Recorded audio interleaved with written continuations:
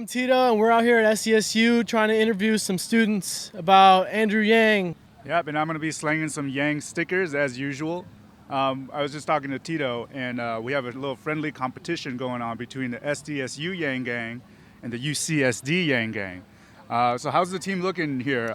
We're going great. Like, I see so many people here are Yang Gang. Like, I just walk around, it's like Yang Gang, Yang Gang. So I think we got this in the bag for sure. All right, well, we'll talk to Jeffrey maybe sometime next week and see how the UCSD crew is going.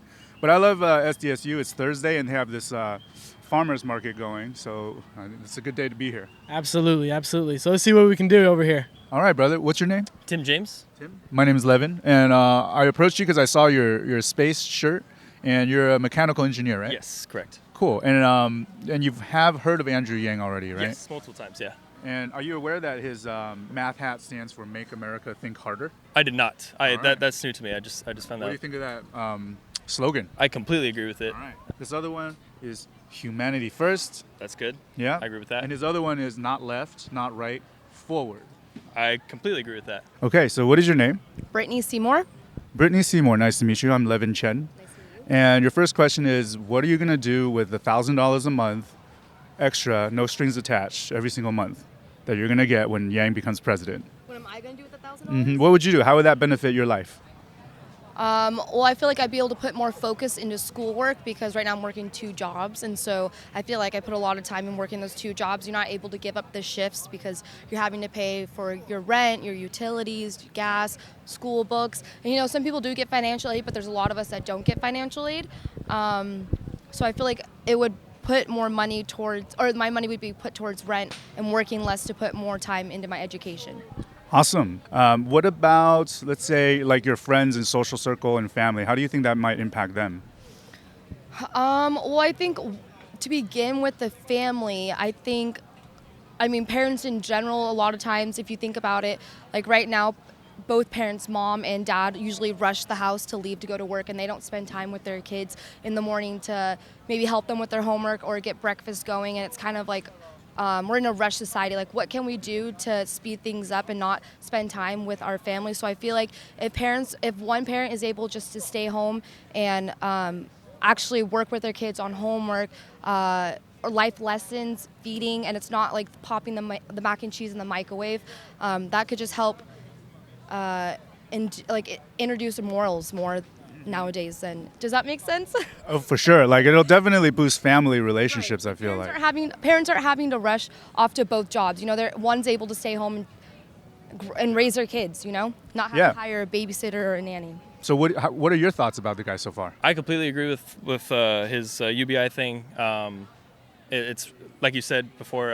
It's kind of right in the sweet spot of like what everyone needs. You know, it's not enough to go out and buy everything you want, but like it's right there if you need like help for your rent or something important. So what about for yourself? What do you think you might use it on? For that, like supplies for school. Like I've been saving up for a new laptop, like to take better notes. You know, just stuff like that. Just like kind of small things, but big to me right now, where I can't afford it right off the bat. You know. And what about your family and your close friends? How do you think they would change, or how that help them? I think for everyone in college, you know, it would help a lot.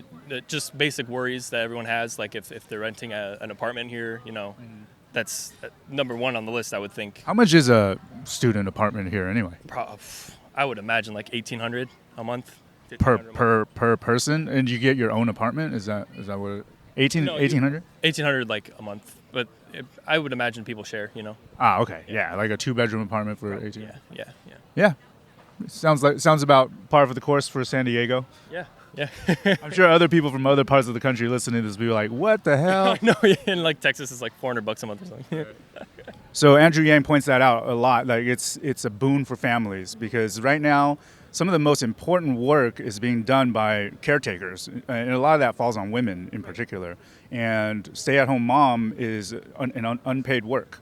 Like our market economy doesn't know how to value that work, even though it's like we all know it's like the most valuable work that people do. And I completely agree with that. If you look at someone with a kid that has a handicap, the government is giving them money, a certain amount every month to provide for that kid. And it's like, yeah, that handicapped kid might need a little bit more work, but kids in general, anyone that knows that's a nanny, babysitter, parents, anyone, grandparents know that kids are so much work and that there should be some type of, whether it's a small portion that goes to them, to take care of them, you know?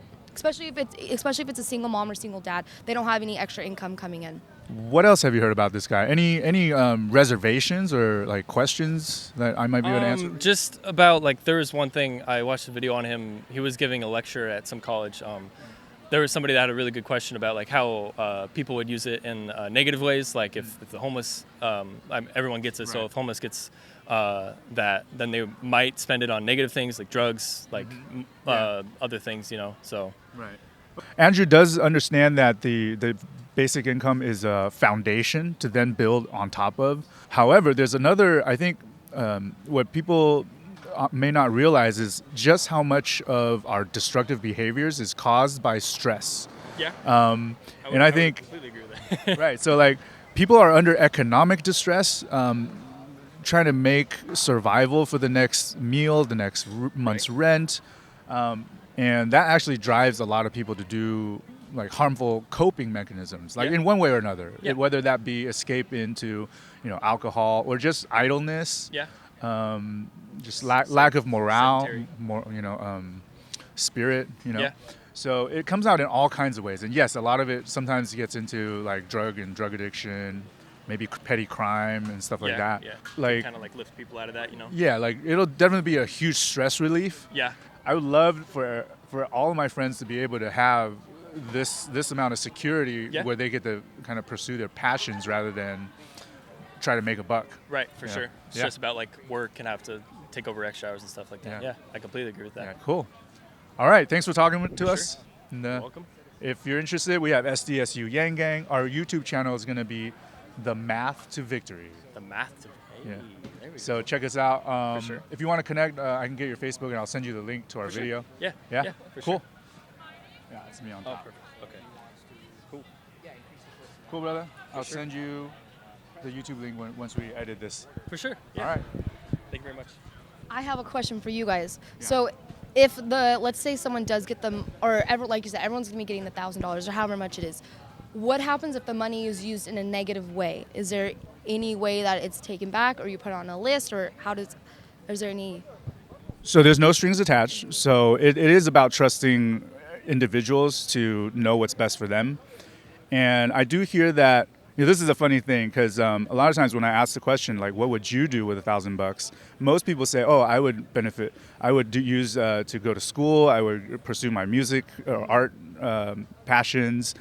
But then when they think about other people, they're like, no, but other people might buy drugs and like, So there's a little bit of like, Americans have a suspicion, like distrust of each other. Right. But they trust themselves, which is a good thing. Mm-hmm.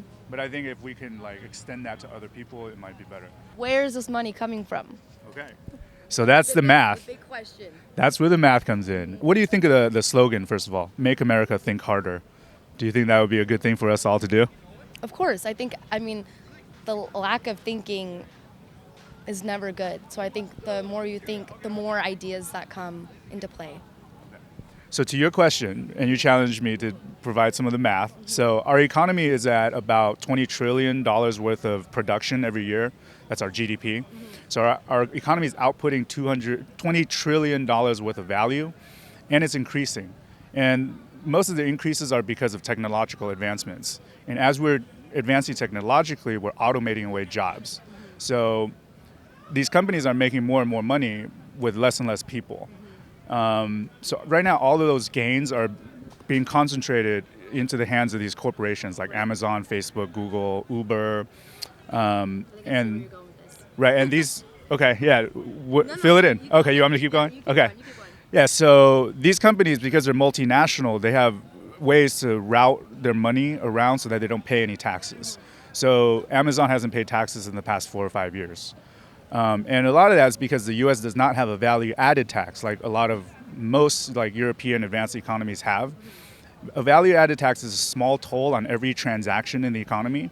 So it's a very evenly distributed way of taxing, and it's impossible for corporations to get around. If you want to do business in the States, you will have to pay the VAT tax. So it's a very efficient way for us to be able to harness a little bit of every Amazon sale, every Google search, every Facebook ad. So it's going to be, so the plan is half of the bill is going to be paid by a value-added tax, which will then directly go back into American hands every single year. Curious, but yeah.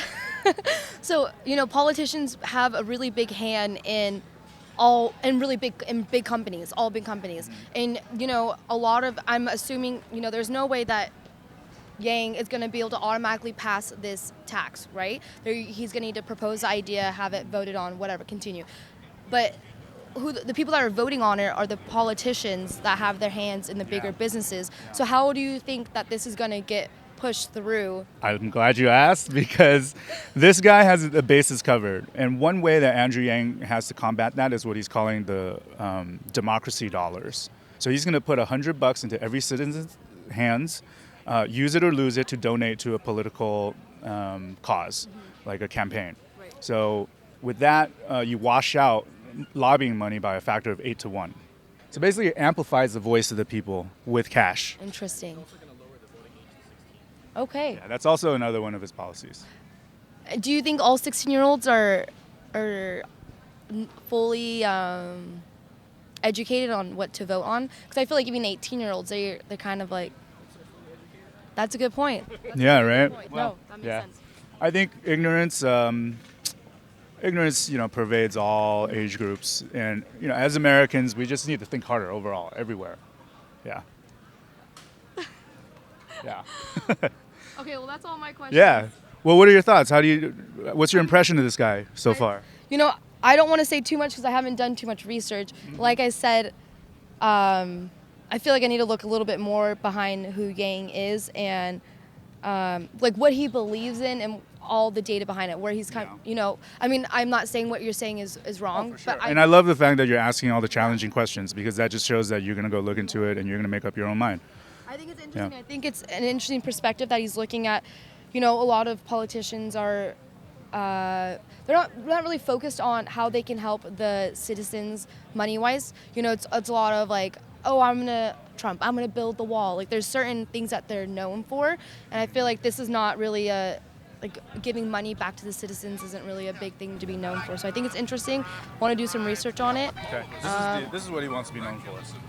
Humanity first. Humanity first. Awesome. Awesome. This is gonna go on my hydro flask. There you go. Awesome. So yeah, check it out. It's like you read what my major was. My major is sustainability, so I love hearing that. I love your jacket. Thank it's very you. Nice. Green. Yeah. Support the earth. Well, thank you for giving me all this information. I'm gonna do some more research myself. How old is Yang? 44. Awesome. Yeah. Cool. So he's a Gen X. Okay. Thank you.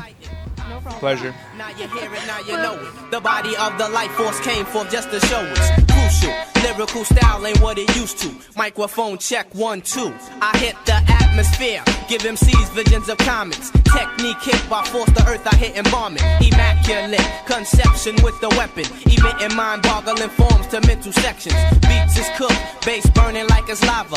Throwing shit together more iller than MacGyver. I never tire, spirit live like a wire. I came to let you know fantasies burn like desires. Before I go on this mic, I show pity.